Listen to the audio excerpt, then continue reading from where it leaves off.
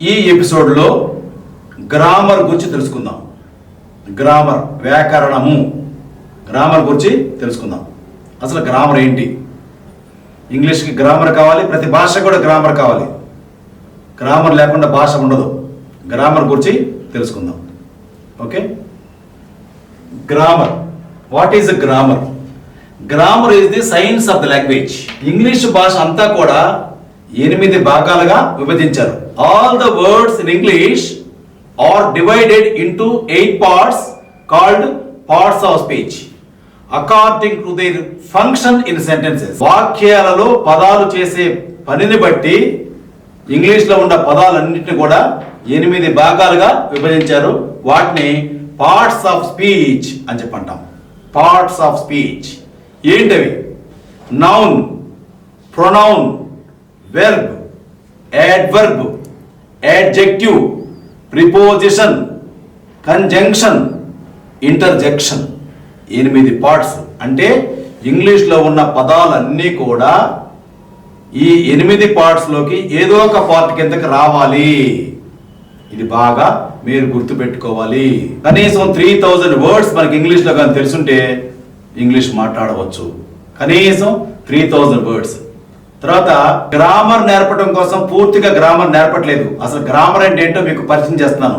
ఎందుకంటే స్పీకింగ్ పర్పస్కి కొద్దిగా గ్రామర్ అవసరం కాబట్టి. నేను ఈ యూట్యూబ్ లెసన్ ఏదైతే ఉందో పూర్తిగా మాట్లాడటానికే ఉపయోగపడుద్ది, రాయడానికి కాదు. బాగా గుర్తుంచుకోండి. అయితే కొద్దిగా గ్రామర్ను కూడా చెప్పడం జరుగుద్ది. వినండి. గ్రామర్ అంటే ఈ 8 పార్ట్స్ ఆఫ్ స్పీచ్ ని గ్రామర్ అని చెప్పంటారు ఇంగ్లీష్లో. తర్వాత ఇంగ్లీష్లో ఒక్క పదమే అనేక పార్ట్స్ ఆఫ్ స్పీచ్గా వాడచ్చు. ఉదాహరణకి ఆఫ్టర్ తీసుకోండి. అది ఒక చోట యాడ్జెక్టివ్గా వాడబడుద్ది. అదే పదం ఇంకొక సెంటెన్స్లో యాడ్వర్బ్గా వాడబడుద్ది. అదే పదం ఇంకొక సెంటెన్స్లో యాడ్జెక్టివ్గా వాడబడుద్ది. అదే పదము ఇంకొక సెంటెన్స్లో కంజంక్షన్గా కూడా వాడబడుద్ది. అంటే same word can be used as different parts of speech. After ఒక చోట ఒక సెంటెన్స్లో యాడ్జెక్టివ్గా ఉంటే ఇంకొక సెంటెన్స్లో యాడ్వర్బ్, ఇంకొక సెంటెన్స్లో కంజంక్షన్, ఇంకొక సెంటెన్స్లో ప్రిపోజిషన్. చూసావా? ఒకే పదము.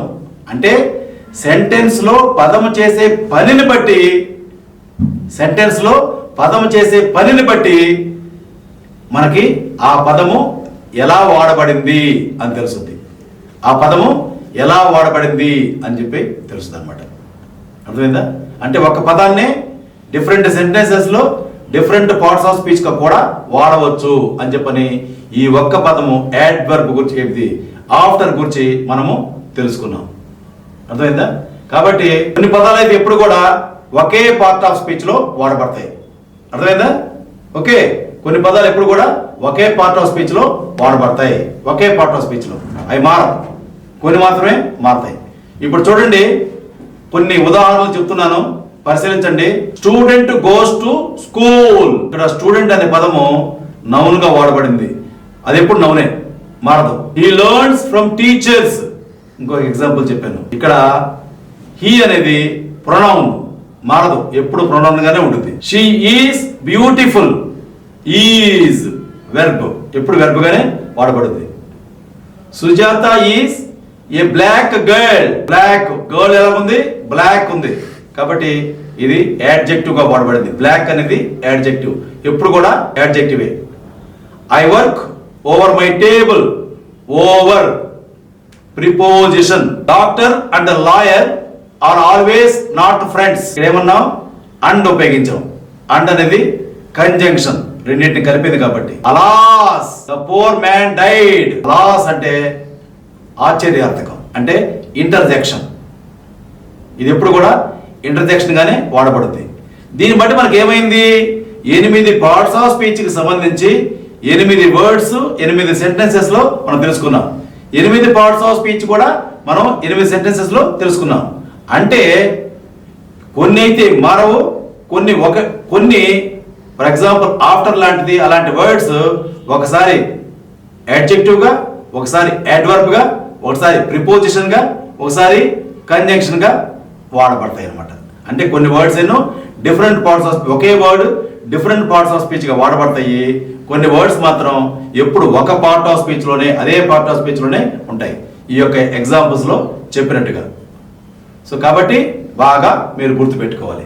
ఓకే, తర్వాత కాలానుగుణంగా ఏమైంది అని చెప్పంటే, కాలానుగుణంగా పార్ట్స్ ఆఫ్ స్పీచ్ అంతకు ముందులాగా వాడటం లేదు. ఎందుకని? మారిన కాలం ప్రకారం భాష కూడా మారింది. మనుషులు మారుతారు, భాష కూడా మారుతుంది. మనుషులు చిన్నపిల్లోడు, పెద్దోడు, ముసలోడు చచ్చిపోతాడు, అట్నే భాష కూడా అదే. కానీ మనిషి 100 years చచ్చిపోతే భాష మాత్రం ఎన్నో 1000 years భాష ఉంటుంది అనమాట.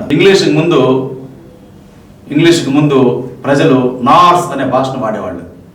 ఇంగ్లీష్ వచ్చి నార్స్ను పడగొట్టింది. ఇంగ్లీష్ని పడగొట్టడానికి ప్యాంగ్లీష్ అనే ఒక కొత్త భాషని తయారు చేస్తా ఉన్నారు. ఆ భాష వస్తే ఇంగ్లీష్ ఉండదు, అందరూ అప్పుడు ప్యాంగ్లీష్ నేర్చుకుంటారు. సో మనుషులు ఎలా చచ్చిపోతున్నారు, చిన్నప్పటి నుంచి పెద్ద అయిపోయి ముసలుడు అయిపోయి చచ్చిపోతున్నారు, భాష కూడా అట్లా వెళ్ళిపోతుంది అనమాట. సో కాబట్టి ఇది మీరు బాగా గుర్తుంచుకోవాలి. అయితే పార్ట్స్ ఆఫ్ స్పీచ్ గురించి మీరు కొద్దిగా తెలుసుకున్నారు. ఈ వాక్యాలు మీరు పార్ట్స్ ఆఫ్ స్పీచ్ ఉపయోగించి తయారు చేయాలి. మీ స్నేహితులతో ప్రాక్టీస్ చేయండి. పుస్తకం చదివితే స్పోకెన్ ఇంగ్లీష్ రాదు, మాట్లాడితేనే వచ్చుద్ది. ఇది మాత్రం బాగా గుర్తుపెట్టుకోండి. అయితే మీరు చేయవలసింది ఏంటంటే, పూర్తిగా వీడియోస్, ఈ ఎపిసోడ్స్ పూర్తిగా వినండి. 1కి 5 సార్లు వినండి, నేర్చుకోండి. పేపర్ మీద రాసుకోండి లేదా నోటితో ప్రాక్టీస్ చేయండి.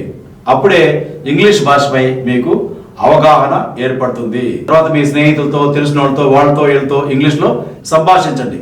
అప్పుడు మీకు ఇంగ్లీష్ మాట్లాడటం వస్తుంది. తర్వాత మీరు అద్దం ముందు ప్రాక్టీస్ చేయండి, స్నేహితుల ముందు ప్రాక్టీస్ చేయండి, ఎవరెవరో ముందు ప్రాక్టీస్ చేయండి. ఈ విధంగా మీరు ప్రాక్టీస్ చేస్తే ఇంగ్లీష్ మాట్లాడటం వస్తుంది. 6వ తరగతి చదువుకునే వ్యక్తి కూడా ఇంగ్లీష్ పై కొద్ది గొప్ప అవగాహన ఏర్పరచుకోవాలంటే, ఓకే, మీరు తప్పక ఈ యొక్క ఎపిసోడ్స్ చూడాలి. ఓకేనా? సో ఈ రకంగా మీరు నేర్చుకోవటం వల్ల వచ్చుద్ది. ఇది పార్ట్స్ ఆఫ్ స్పీచ్ కి సంబంధించి. ఓకే.